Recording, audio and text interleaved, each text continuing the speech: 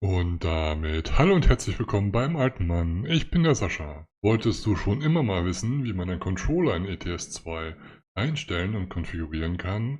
Dann bleib dabei, denn genau das wirst du hier erfahren.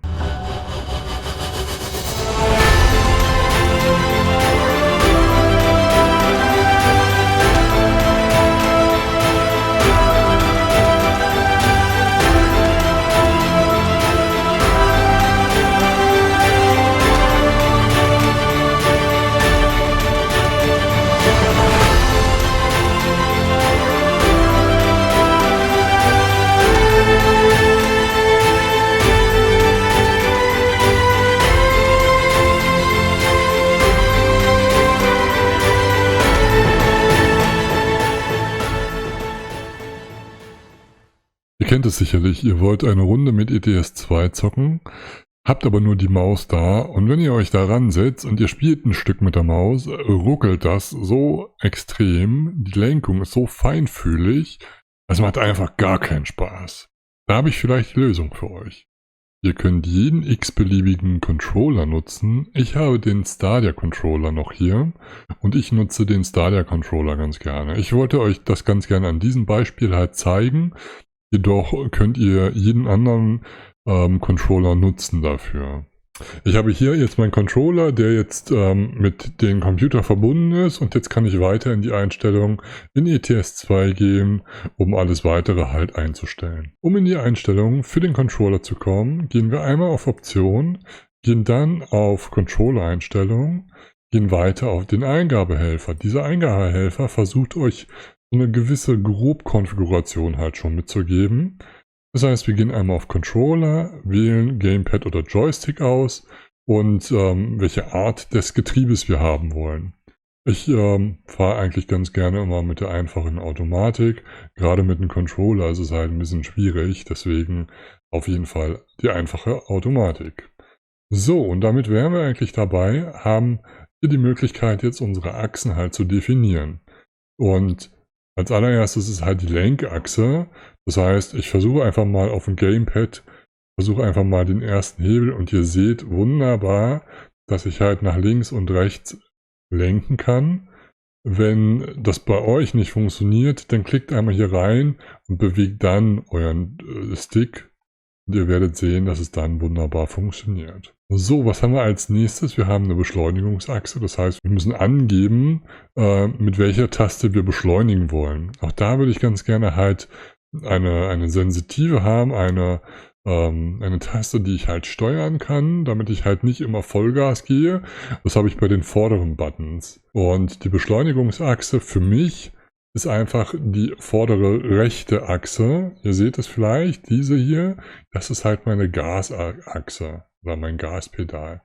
Und ihr seht, da ist da schon ein kleiner Fehler drin, denn der ist so voll ausgefahren und ich müsste das halt umdrehen.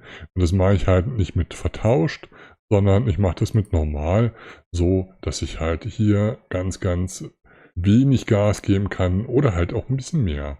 Was habe ich sonst noch? Ich muss die Bremsachse definieren. Auch dieses kann ich hier gerne machen, indem ich halt die Achse halt auswähle und den Knopf, das mache ich halt auf der linken Seite. Ne? Und jetzt kann ich halt auf der linken Seite und auf der rechten Seite Gas und Bremse geben. Komischerweise, gerade eben hat er sich hier wieder vertauscht, beziehungsweise beide haben sich vertauscht.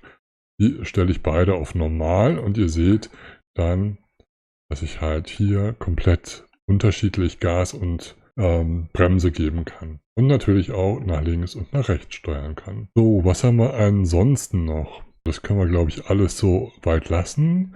Was wir noch benötigen, ist die vertikale Sichtachse und die horizontale Sichtachse. Ja, ich möchte ja ganz gerne wissen, beziehungsweise ich möchte mich ja auch natürlich umschauen. Das heißt, die vertikale Achse ist einmal hoch und runter und das mache ich halt immer mit den anderen Knüppel. Das heißt, ich gehe einmal hier hoch und einmal hier runter in der Z-Rotation und die horizontale, die machen wir natürlich nach links und nach rechts. Ich weiß gar nicht, ist es die Z-Rotation, die Z-Achse? Naja, so what. Nach links und nach rechts, das ist die horizontale Sichtachse.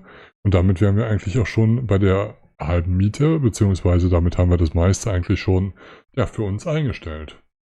Wir können einmal auf Weiter gehen.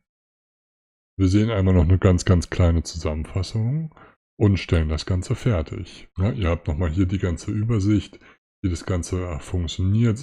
Ich habe hier Force Feedback. Das heißt, normalerweise funktioniert das ganz gut mit der Vibration am Controller. Jedoch bei meinen habe ich gemerkt, dass es halt nicht so richtig funktioniert. So, ansonsten sehen wir, wie gesagt, alles nochmal hier in der Übersicht.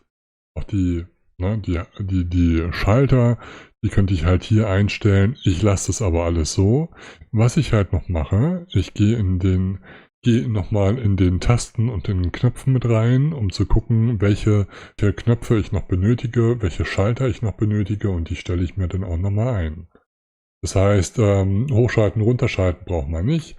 Die Lenkung, die haben wir ja schon hinterlegt. Motorbremse brauche ich auch erst einmal nicht, genauso wenig wie Motor abstellen oder anstellen, das brauchen wir auch alles erstmal nicht.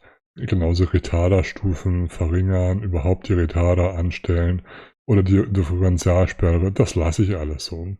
Für mich ist wichtig der Blinker links und Blinker rechts. Das mache ich halt den linken. Ich habe hier oben drüber habe ich einen weiteren Knopf, ich weiß nicht, ob ihr das seht. Den nehme ich für den Blinker links und den anderen Blinker rechts auf der anderen Seite. So, ansonsten könnte ich noch die Warnblinkanlage halt hinterlegen, wenn ich sie brauche. Kann ich gerne machen. Ich mache das, was können wir da machen? Ich würde sagen, die B-Taste ist die Warnblinkanlage. Und ich habe die Möglichkeit, halt den Lichtmodi zu ändern. Das mache ich ganz gerne mit dieser Kreuztaste. Wo wollen wir? Ja, vielleicht die linke. Und den Fernlichtschalter machen wir rechts. Rundumleuchte würde ich sagen, da gehen wir zum Beispiel auf Hoch, dass ich halt hier einmal nach oben drücke.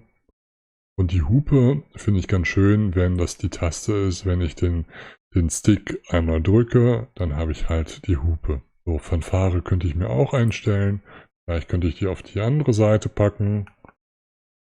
So, und die Lichthupe, wo wollen wir die hinpacken?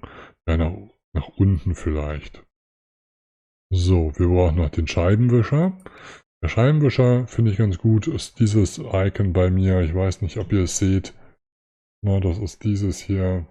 Sieht so ein bisschen aus wie eine freie Scheibe. Ansonsten Tempomat lasse ich eigentlich auch hier so auf meiner Tastatur. Ja, und das war es dann eigentlich im Groben und Ganzen.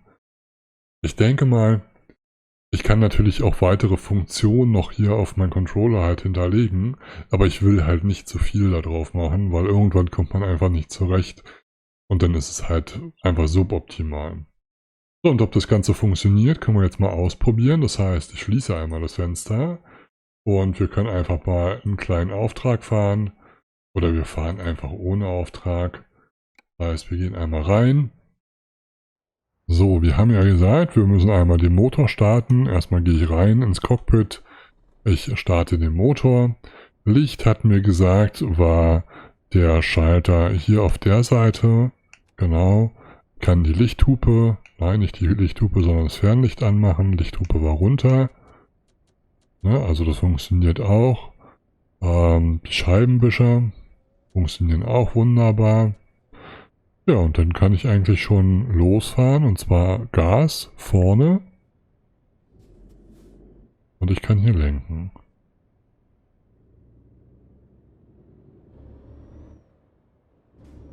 Und natürlich auch bremsen.